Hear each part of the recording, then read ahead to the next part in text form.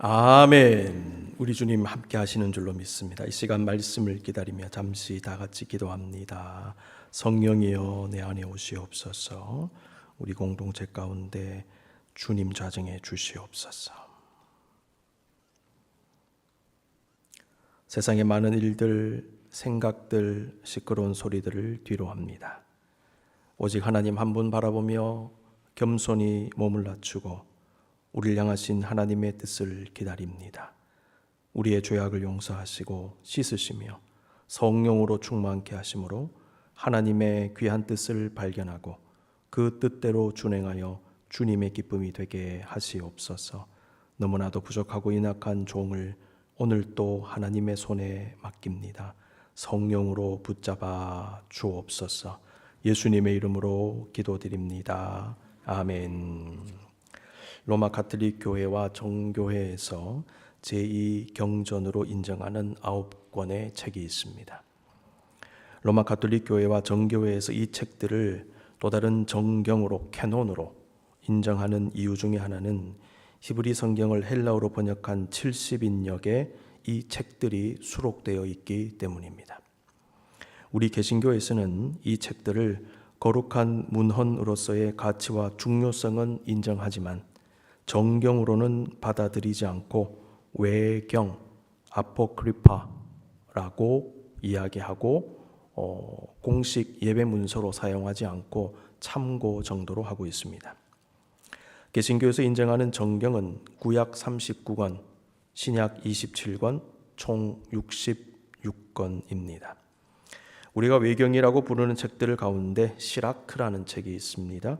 벤 시라의 지혜 혹은 집회서라는 말로 부르기도 합니다. 이 책에 다음과 같은 내용이 나옵니다. 내 아들아, 내가 주님을 섬기러 나갈 때 유혹 혹은 시련을 받을 준비를 하여라. 이렇게 말씀한 이유가 무엇일까요? 죄악된 이 세상은 유혹이 가득하기 때문입니다. 그래서 히포의 아우구스티누스는 우리가 살아있는 동안 우리는 시험 가운데 있다라고도 했습니다. 종교개혁자 마틴 루터는 시편 119편을 설명하면서 신학을 바르게 공부한다는 것, 조금 다르게 표현하면 바른 신학자가 되는 것에 필요한 3가지 규칙이 있다라는 말을 했습니다. 이 규칙들은 시편 119편만이 아니라 시편 전체에서 발견이 되는 것인데 이렇게 말합니다. 오라치오, 메디타치오, 텐타치오, 이 3가지 규칙을 얘기했습니다. 라틴어로 오라치오는 기도를 의미하고 메디타치오는 묵상을 의미하고 마지막 3번째 텐타치오는 유혹을 의미하는 것입니다. 이것은 유혹이라는 의미와 함께 시련, 영적 공격, 내적 갈등 등의 의미를 포함하는 말로 봅니다. 루터는 신학을 공부한다는 것, 신학자가 되는 것, 이것은 참된 경건의 한 부분을 이루는 것이며 그리스도인의 삶의 투쟁 속에서 이루어지는 것이다. 이 말을 하고 싶었던 것입니다. 그래서 3가지 규칙이 텐타치오, 이 규칙 속에 이게 들어가 있는 거예요. 그렇습니다. 하나님 믿고 섬기며 예배하며 하나님의 뜻대로 살기를 원하며 나아가는 사람에게 유혹으로서의 시험은 우리에게 너무나 당연한 것으로 다가오는 것입니다. 예수님께서 주기도를 가르치시면서 말씀하신 우리를 위한 3가지 강구 중에 마지막, 그 기도는 우리를 시험에 들게 하지 마시옵고 다만 악에서 구하시옵소서입니다.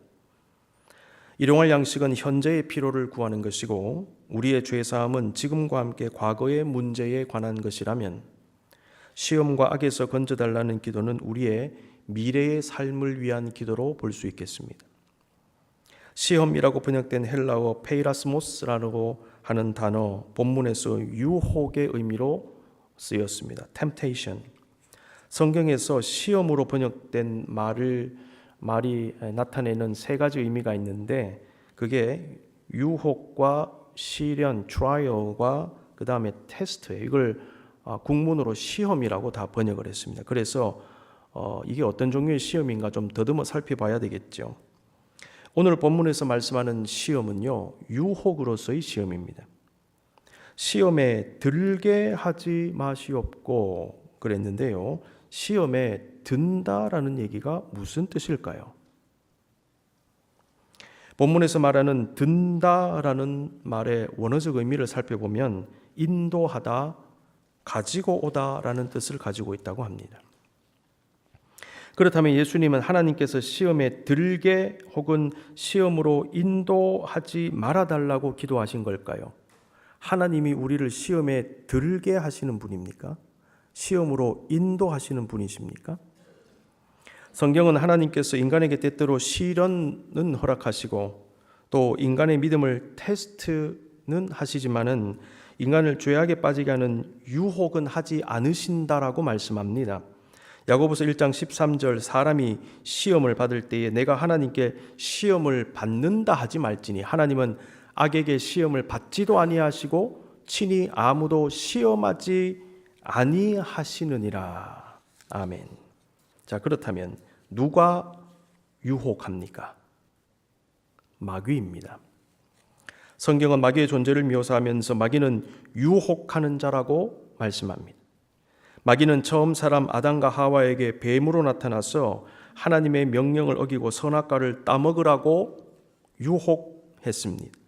예수님도 마귀의 유혹을 받으셨습니다. 마가복음 1장 12, 13절 성령이 곧 예수를 광야로 몰아내신지라 광야에서 40일을 계시면서 사탄에게 무엇을 받으시며 시험을 받으시며 사탄에게 템테이션을 받으시며 유혹을 받으시며 들짐승과 함께 계시니 천사들이 수종들더라. 시험 받는 환경이 너무나 열악한 환경, 들짐승이 우글우글거리는 환경, 그런데 천사들이 수종들었습니다. 여러분, 우리의 인생이 아무리 어렵고 힘들고 척박하고 마귀가 우글거리고 들짐승이 우글거리고 들짐승이 우리를 공격한다 할지라도 하나님의 손이 우리를 붙잡고 계시는 줄로 믿습니다.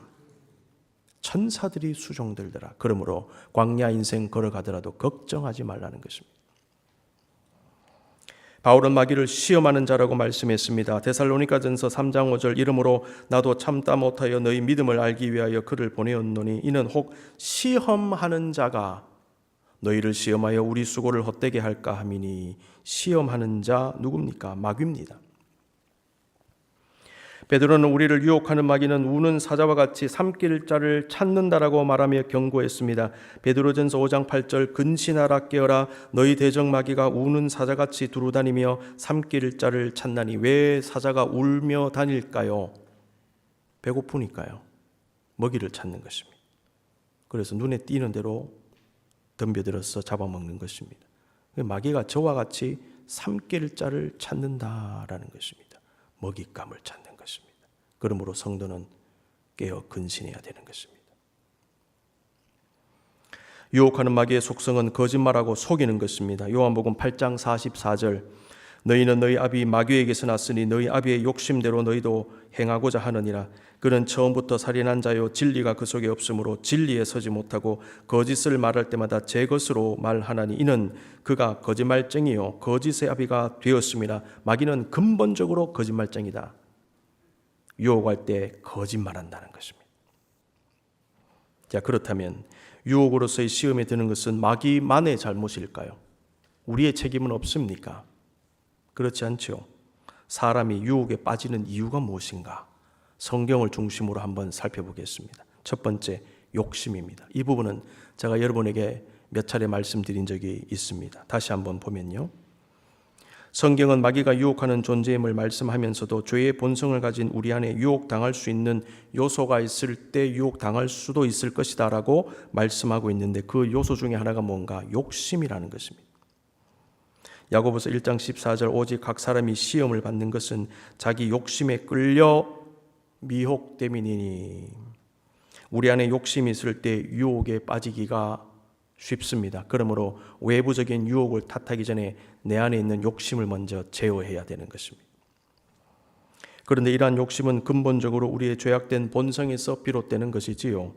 바울은 로마서 8장에서 죄악된 본성을 가진 육신을 따르지 말고 성령을 따라 살아야 한다라고 말씀했습니다. 로마서 8장 5절에서 7절 육신을 따르는 자는 육신의 일을 영을 따르는 자는 영의 일을 생각하나니 육신의 생각은 사망이요 영의 생각은 생명과 평안이니라.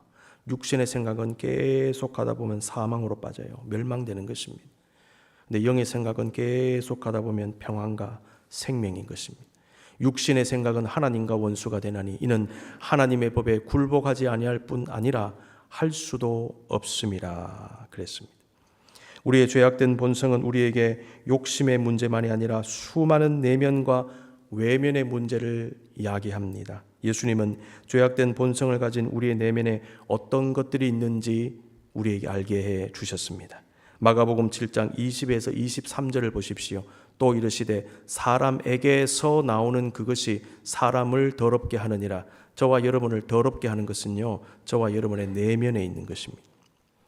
속에서 곧 사람의 마음에서 나오는 것은 악한 생각 곧 음란과 도둑질과 살인과 간음과 탐욕과 악독과 속임과 음탕과 질투와 비방과 교만과 우매함이니 이 모든 악한 것이 어디서 나와서 다 속에서 나와서 사람을 더럽게 하느니라.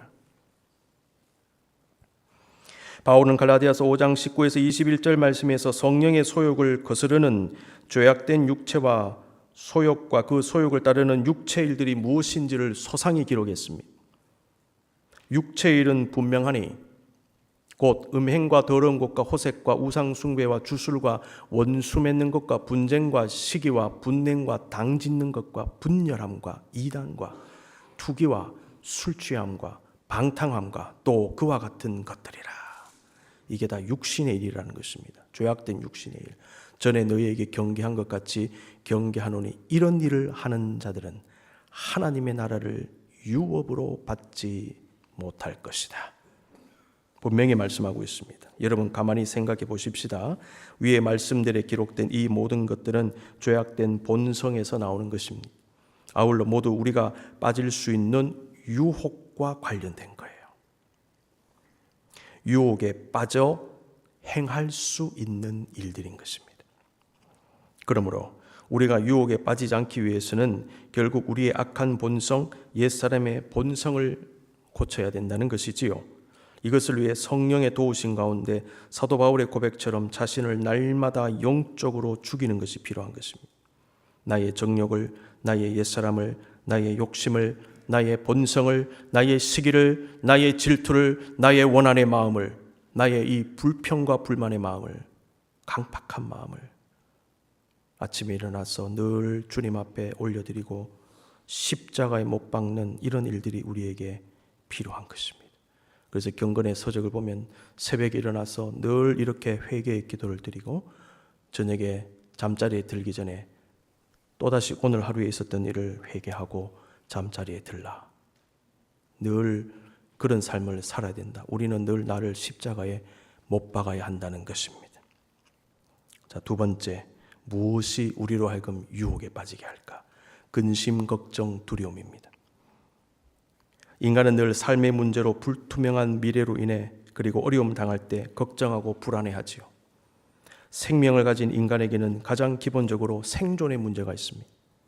생존하면서 삶을 영위해 나가야 되는 문제를 가지고 있습니다. 그 과정에서 우리는 본능적으로 생명과 삶에 필요한 것들을 구하고 얻고 축적하고 싶은 본능을 가지고 있어요. 그런데 만약 우리가 원하는 것을 얻지 못할 때 그리고 무엇인가 부족함을 느낄 때는 그때 우리 안에서 염려와 불안한 마음이 올라오기 시작합니다. 우리가 깊이 생각해야 되는 것은 우리가 염려와 불안한 가운데 있을 때 유혹에 넘어가기 쉽고 미혹당하기 쉽다는 것입니다. 그 이유는 우리의 마음이 크게 요동칠 수 있기 때문입니다. 그래서 삶을 영위하는 문제로 인한 염려가 심할수록 재물에 대한 욕심이 올라가는 법입니다. 재물에 대한 욕심이 커지니 재물에 대한 유혹도 더 많이 느끼는 것입니다.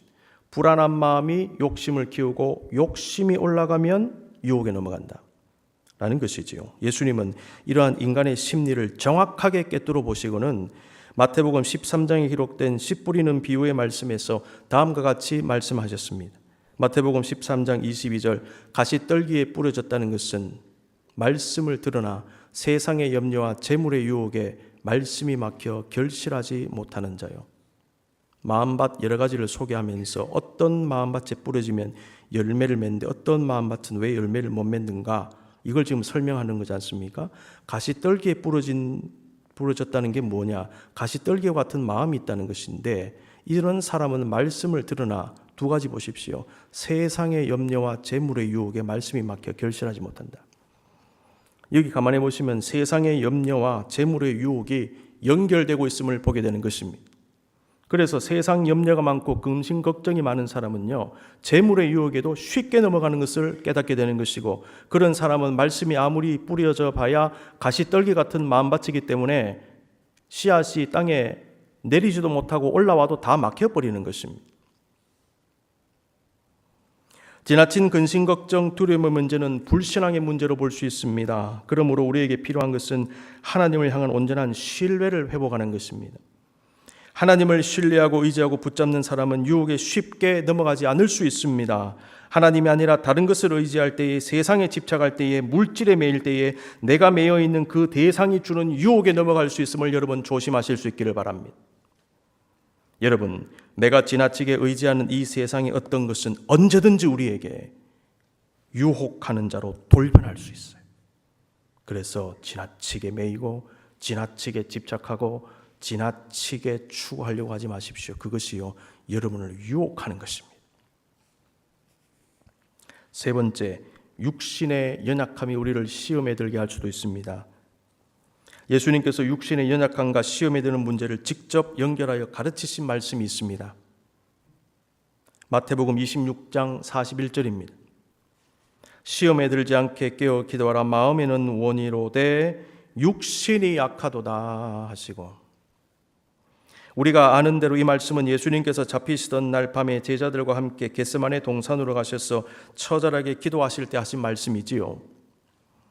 예수님은 제자들에게 기도하라고 하시고는 자신은 제자들과 조금 떨어진 곳에 가셔서 따로 기도하셨는데, 기도를 잠시 멈추시고 제자들에게 다시 오셨을 때에 그들이 자는 모습을 보시면서 베드로에게 다음과 같이 말씀하셨습니다.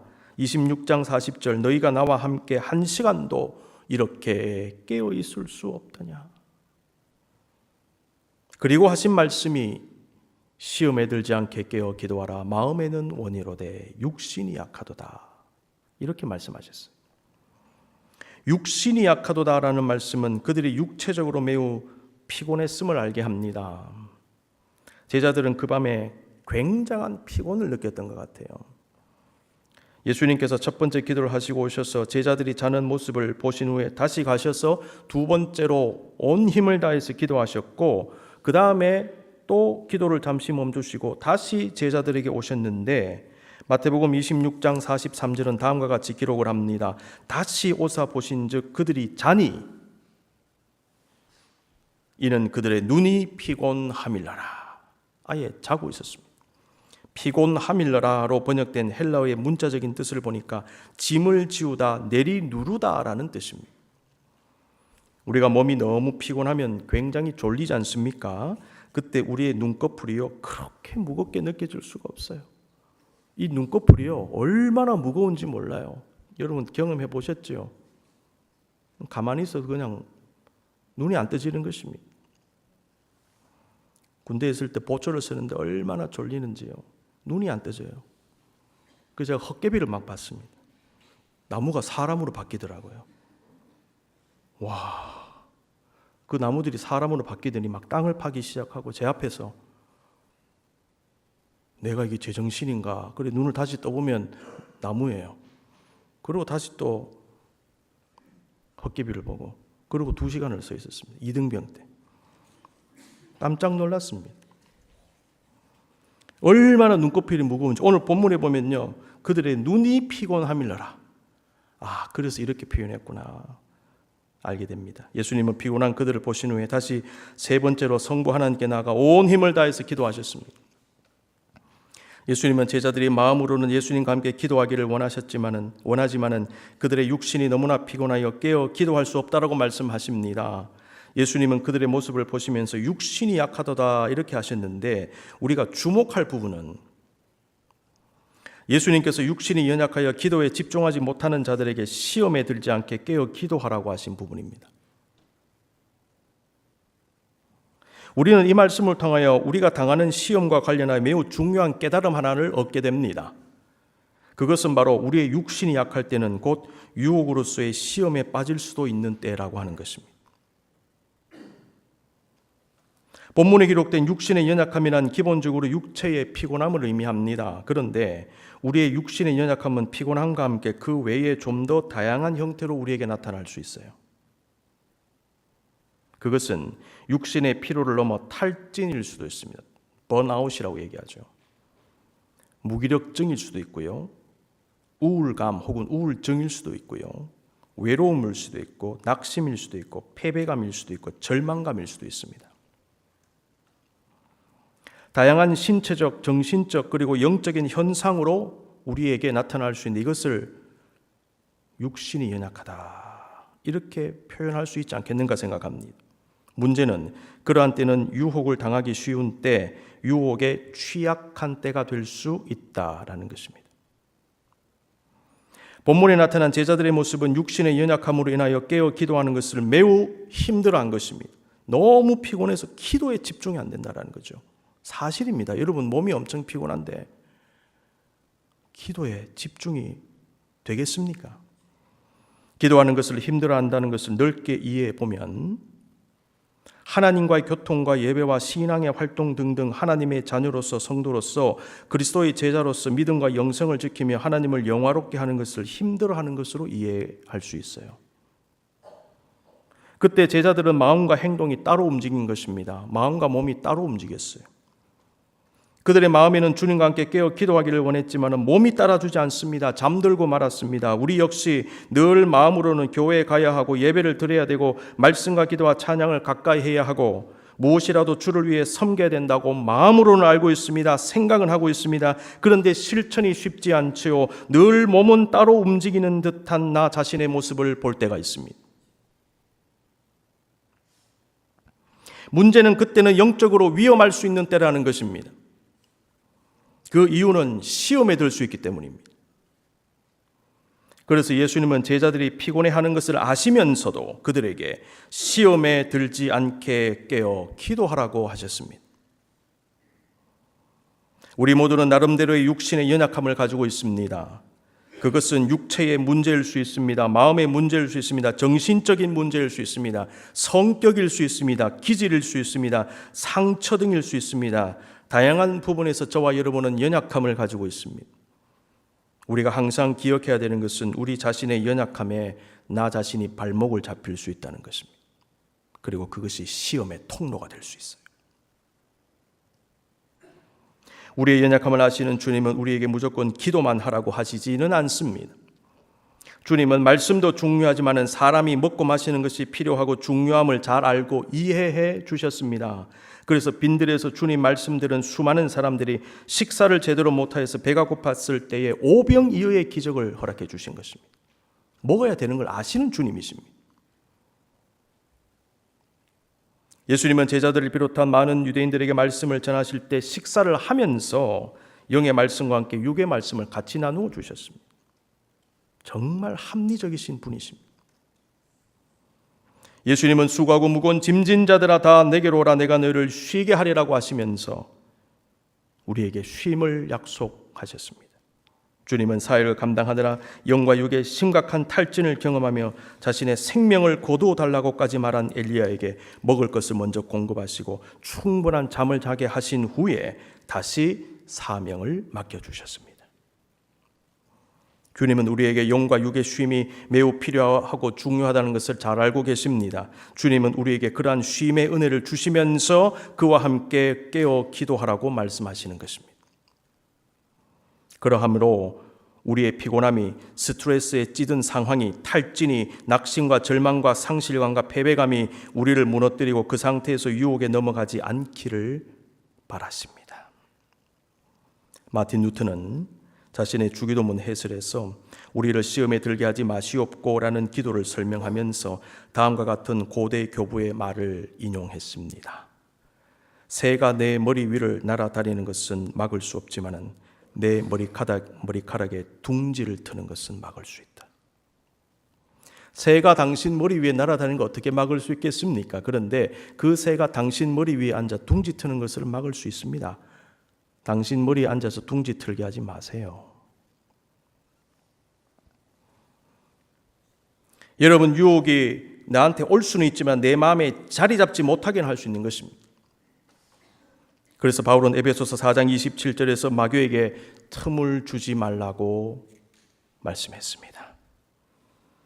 우리를 시험에 들게 하지 마시옵고라는 기도는 매우 중요합니다. 그 이유는 유혹에 빠지느냐 그렇지 않느냐, 유혹을 이기느냐 아니면 유혹에 지느냐의 문제는 저와 여러분의 믿음의 삶에 성패를 좌우하기 때문입니다. 기도하십시다. 이 시간 눈을 감고 잠잠히 기도합니다. 여러분, 어디에 유혹을 느끼시나요?